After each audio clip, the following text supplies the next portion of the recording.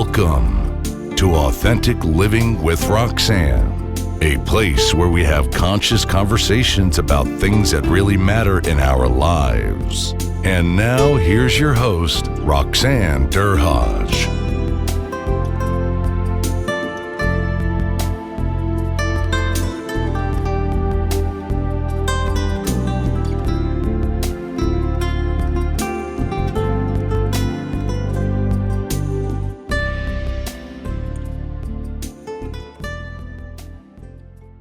Hi everyone, it's Roxanne Derhodge with Authentic Living with Roxanne. Today I have a colleague, Julianna Bootsman. Julianna and I actually belong to a same speakers bureau, and we met probably about a month ago and realized we had this luscious conversation about conscious leadership, which is the speakers bureau that we belong to. So I guess the question becomes, what is conscious leadership? And I guess from my definition, it's about where you are aware about the presence that you're bringing into a situation as you lead, from the micro level, from the space that you are leading and what's your frontward facing customer gets, all the way up to your senior leadership team or your CEO level. So Julianna has started a business about over 10 years ago now, and it's called White Box Leadership. I'm going to talk a little bit about that title because I just listened to an amazing video where she explains it. And Julianna she's a chief spiritual officer. I love that title. So Julianna, thanks so much for being here today to share your wisdom with my audience. Thank you so much for having me, Roxanne. So let's talk a little bit about Julianna. I always love the backstory about why, today, you're doing this amazing work in corporate culture. What got you wanting to get involved in conscious leadership? Yeah. Well, I love how you started the conversation here right off the top this morning, or whatever time anyone's listening to it, but it's morning for us. But we think about conscious leadership and what the word is. And if you think about being conscious, where that often takes us is the idea of being awake. And there can be a lot of talk about woke people. And so I'm not really going there, but it's the idea of being awake. And when we're awake, we're more aware. When we're more aware of all that is going on in the situations that we're in the very present moment that we're in, we're able to respond in a way that comes from a higher level of wisdom, a higher level of deeper level of connection, and then ultimately create change, transformation, and just offer whatever is going to be of the highest good in that moment.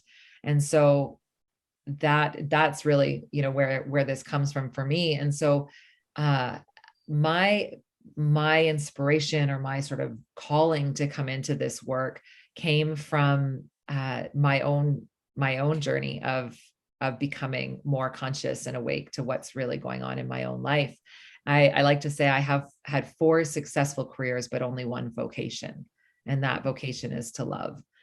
And when I went through and followed the thread of my life, from starting out as my first passion, my first thing, there was no plan B, it was only a plan A, and that was to be a professional dancer. And so I pursued that, and I went with that. I went and I moved to New York, and at that point started to meet all the fears, all the doubts, all that. I'm not, where do I measure up against the rest? Lots of other backstory there.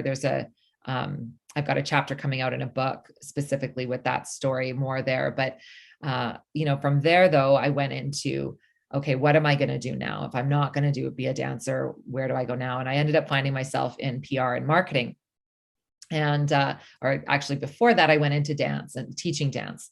So that was where really for me, where the coaching began, working with these young dancers, really able to see them beyond what it is that they do as their craft, as their talent, which it would be dance, but into who they are at a soul level. And when I could work with them and see them and connect with them on that level, they were able to improve and perform and show up at such a higher level without them actually having to train or practice anymore. It's like something activated in them. And one of my first experiences I call like my first sort of God moment was in that space of dance, where I was at a convention, and it was there was a lot of dancers at this convention in LA, and people that I had, I would look at and say they're way better than me. And so I kind of felt like I'm here, but I'm not really the best. And but I loved dance. Like it is an expression of my soul and my spirit. And so this one incredible choreographer was teaching us this routine, and it was my groups, like, 50 of us at a time were performing or getting to kind of do the routine. And I just had we started with our backs to the stage, in this giant ballroom in a hotel. And I just put my arms by my side and I just said, let it all go. Just let yourself go completely. And I let myself go completely into the music, into the routine, into all of it. And I moved and danced like I had never before. I had tears running down my face. My ballet teacher's on the side. She has tears running down her face. And the routine finished, says, Julianna, I've never seen you move like that. So I've never felt myself move like that before. And so I didn't have to train harder. I didn't have to do anything more. All I needed to do in that moment was actually let go and connect into a true part of myself. And so there was a letting go, but a coming awake that allowed me to perform at a level that I couldn't reach otherwise. And so I took and I worked with my dancers that I worked with my students in that way. And then I went into PR and marketing, and in there, the core of that work, which became like this common thread, was to support people to live at the true expression of who they really are. So that's what happened to me in that moment at this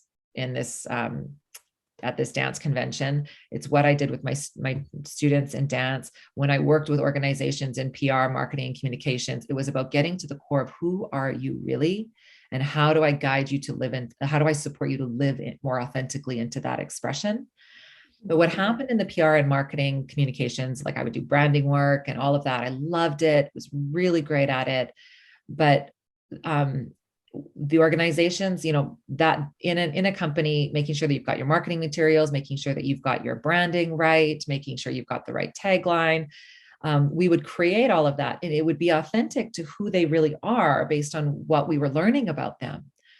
But it was almost like we would jump ahead. And so it's like we gave them a fancy new coat and a new car and a new house, but the inner work wasn't being done within the organization for them to actually know what it feels like to truly live that expression and not just look like it.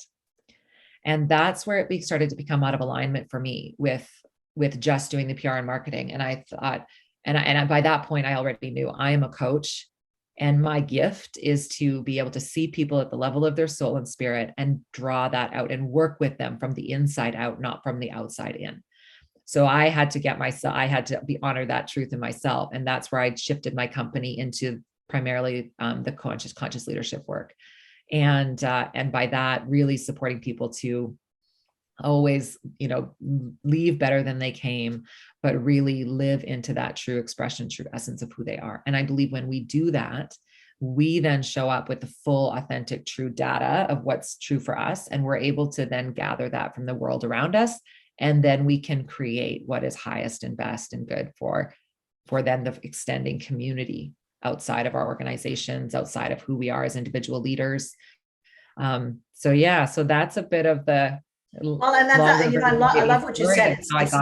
It's letting go and being awake, right? Yes. So try to explain that a little bit more, because I know what that is, because of course when I coach and and work with people, I understand that. But for the average person that may be listening that doesn't have that sense of what that is, try to, if we could break it down in some way, because it's I would say it's a somatic experience. Yeah. It's and it's an alignment with that truest sense of who you were meant to be. Yes. Not who you think you should be or what you're needing to project out to be, but just that sense that I often say, it's like I'm in that space of perfectness that I came into the world as, and then I touched that. Yeah. I think one of the feelings or the experiences that we strive to be able to operate in is that of flow.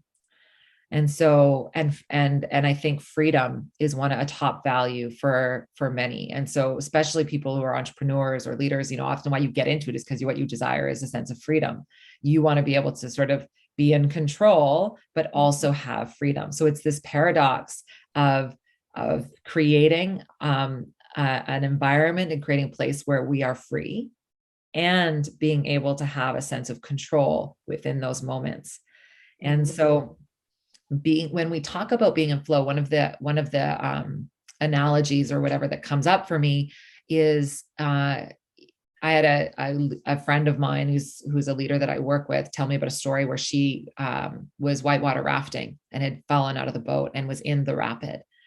And she was in the rapid, but she was trying to like grip and control and what was happening when she was doing that was it was actually causing her to be pulled under. And so what she had to do to be in the flow of everything that was happening in this moment was actually let go.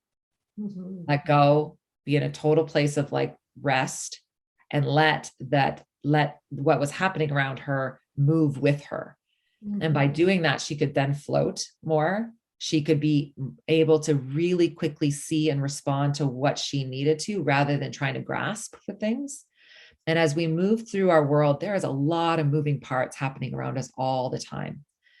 Within ourselves, within our families, within our businesses, within just the nature and the world around us that is not in our control. And our highest ability to be able to respond rather than react to things is to come from this state of rest and letting go. So it's like, which is a state that I think a lot of people are chasing, though, Julianna, because if you think of we were just chatting before we got online about the concept of love versus fear. So let's talk a little bit about that, because ultimately we know how little control we really have over things, and it's about getting to a pace of acceptance that we can only do what we can do, and then we have to let go in order to experience things, right? So I think of when I'll give you an example. When I learned to dive, I'm from Trinidad and Tobago, grew up in the Caribbean Sea, beautiful, love the water. But my thing was, when you learn to dive, guess what? You lose sensation, right? So I had to take off, my mask. Right. When for most of us, if you think about what we take in internally, that visual is the protective lens that most human beings have. Well, I thought, I love the water. There's no way I took off my mask, and I was in a 10-foot pool. I kept flying up because I was so petrified. And I'll never forget what my instructor said to me. He said, "It'll be okay so long as your regulator, which is the thing that you use to breathe, stays in your mouth." And I thought, now I'm still freaking out because I can't see a thing, but I listened to his words, which was just breathe. Yeah. And then I finally, got over the fear because I had lost that sensation. And then I was able to follow instruction, because if not, I was completely in fear mode. Yeah. And so I was panicking, and that's the worst thing you can do. Yeah.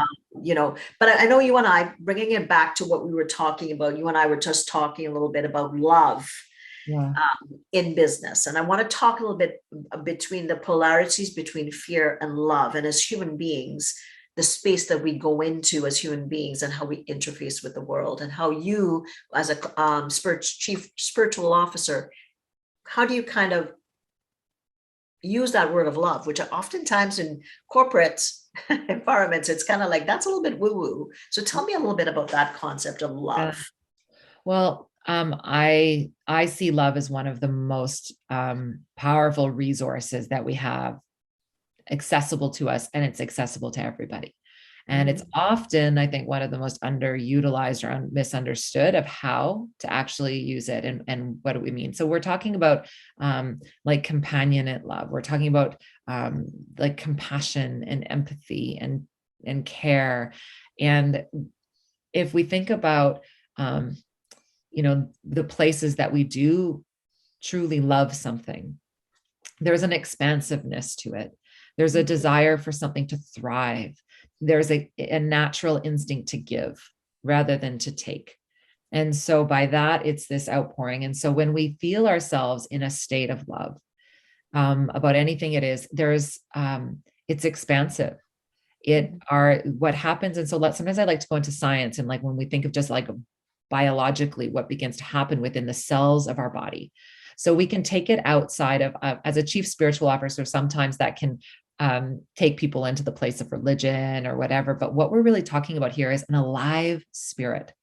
Mm-hmm. And if we look at like sports teams, or I think about like my children's schools, or I think about even a city, and we have like spirit days, and we talk about like, we want the spirit of someplace to be like high and good.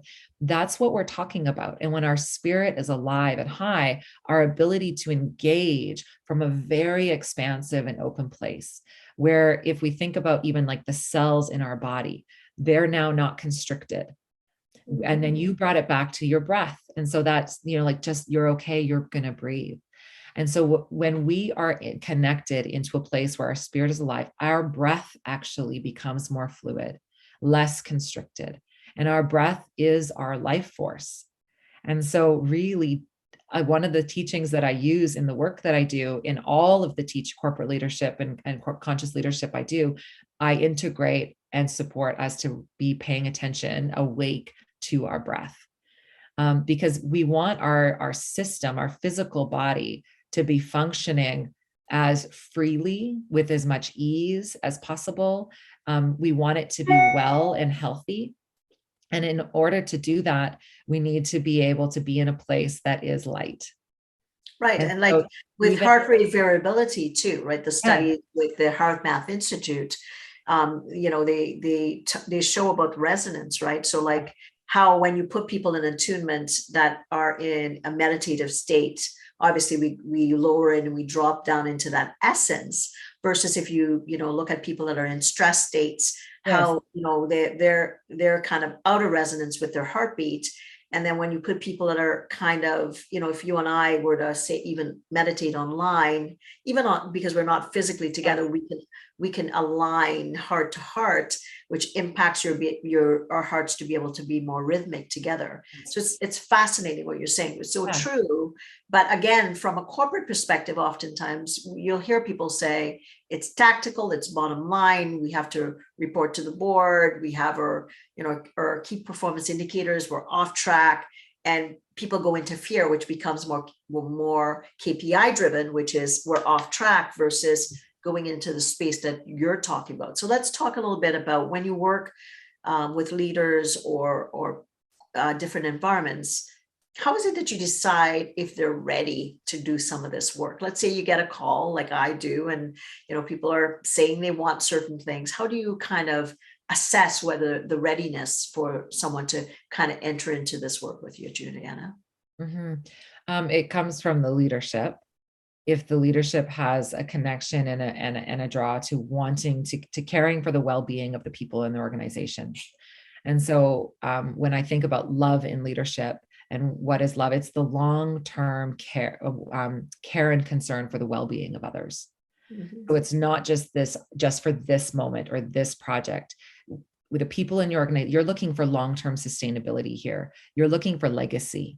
You're wanting to see and have an organization that is well and in all ways, purpose, profit, performance, people, all of it. And so if that matters to you, then we have to look at the whole person. Mm-hmm. And I often say the work of a chief spiritual officer is about keeping the lights on. And that's the light of the people within your organization. The spiritual light, tapping into the light that within your people is dim or constricted or flickering, your organization, are eventually going to be affected. And sometimes you can jimmy up all sorts of hot cords, and you can find all sorts of ways to like keep those lights on, and and at some point it's going to just short circuit.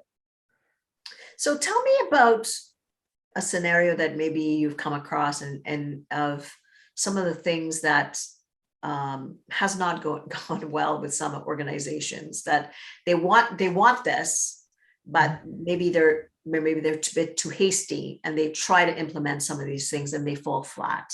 Do you have any scenarios or situations that maybe you've come across in your time working with some organizations to share? Yeah, I think sometimes what happens in situations where it doesn't, where it's like we want it, we kind of it's that it's like I want to run that marathon, but I want it now. Like I want to just get up and go and do it. It's the long-term commitment and connection to being able to continue to nurture it and to connect into it. And so it's where they're looking at it from a place where it's just like, let's bring in the speaker or the person or the thing. And like, we're just going to do this one program. And then all of a sudden everything's going to like, this is going to work. They're not looking at it from a perspective of how do we build this into the operations of our company? Right. So they're looking at almost like a putting a Band-Aid on potentially what the issue is, instead of backing up and saying, well, we're having maybe more conflict, or maybe we're missing deadlines. Let's just do a time management thing or a whatever. Yeah. Just kind of backing up and saying, why is it not working well? What's happening? Who are your new people who have left? There's hybrid, there's remote, there's in person. There's so many moving parts, to your point. Yes. And if you just kind of create a solution, it might address it, in the interim for a short period of time. And then of course it's going to, often say it bubbles up, but it might show itself in a different packaging. Yeah. Yes. And so that is why the work that I do is really working with organizations to building this into the operations of your organization. And a lot of what has often sort of been historical in when we're doing the inner work of the organization, or call it professional development or whatever that is it's like one-off courses that people will go to, and they'll help and they'll do something good and you can get a lot of good from it. But for long-term integration and change that really sticks, we know through so many examples, whether it's you're trying to make a lifestyle change within your exercise or your diet or whatever, it's being able to connect into what is actually true for us as an organization, who we are, and how do we continue to know that we're looking for, this is an ongoing thing. And so I work with companies to be able to go and assess and sort of audit them from, like I call it like an energy audit almost. It's like a life force audit. Where is the life force of your organization right now, and what's it operating at? And what's going to work best for the rhythm of your organization, for the rhythm and of who your people really are.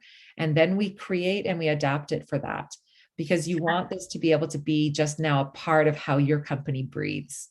We bring it back. So do you do it at every level when you do the assessment? Are you starting with senior leadership, kind of middle management, frontline, and kind of the interface with the frontward facing customer? Are you doing it at that every level? Because like, to your point, you have to start at the most senior level, because you can address the middle management, implications. But if you don't have the flow from what's coming from the very top to the, kind of the main engine, which is your middle managers, that's it's good. They're going to buck against each other. Yeah. Yeah. So ideally that's what we do, is we then get to take a cross section depending on the size of the organization and really kind of look at what's really happening here. Where is everybody really at? And so we open up and do like a full conversation with as many people from the organization from different parts that are willing to have the conversation with us. And from there, we get to really hear what, Brene Brown says, connection is to be seen, heard, and valued. So that's the first step that we do, is we make sure that we see, hear, and that the people within the organization are valued. And then based on what we actually hear from them, we respond with we've heard what you've shared, and here's how we're responding. And this is what we're integrating into this program.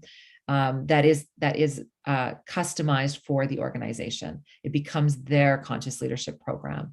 And the results of what we've seen in the program that we've put through, there's one company that I have as a global organization. So we're working with people from all over the world. So I've got people in my program from Spain and Italy and across the States and different parts of Canada, in Ireland, and just all over the world. And what I find so incredible is that there actually isn't that much difference between what we're all dealing with. It comes down to the same things of like feeling of burnout, feeling of am I worthy, feeling of the desire to want to be able to always do more, of perfectionism, just all of these things of, simple things of just like physically, I'm not taking care of myself well enough. Spiritually, I'm not attending to myself. It's so much of the same things that show up. But what ends up happening is through the program that we created for this organization and that we create for the organizations, that's rooted in all of the elements of consciousness and compassion, empathy, love, and how to just be able to a high level of self-awareness, emotional intelligence, is the environment that they're working in hasn't changed, but their ability to respond to the environment has changed. And as a result, they feel less stressed. They feel more capable. They genuinely feel happier. The connections amongst the people in the organization, even though so many of them are working virtually in different parts, has gotten better because they're connecting with people through even the programming. They have common language to use. They feel seen and heard in an organization, that they don't feel alone in the fact that, oh, we actually want to operate from a place of love too. And these are the things that matter to us. And I can't believe I work in an organization that also cares about these things. It's sort of like this unspoken goodness that nobody's bringing to the surface because we're all just getting the work done. This was such a great interview that we decided to turn it into a 2-part series. Be sure to tune in next week for part 2, so you don't miss out on the amazing content. Thanks for tuning in to Authentic Living with Roxanne, creating the space for positive, healthy change. Roxanne is a keynote speaker, psychotherapist, and coach. To work with Roxanne, visit roxannederhaj.com/blueprint. We'll see you next time on Authentic Living with Roxanne.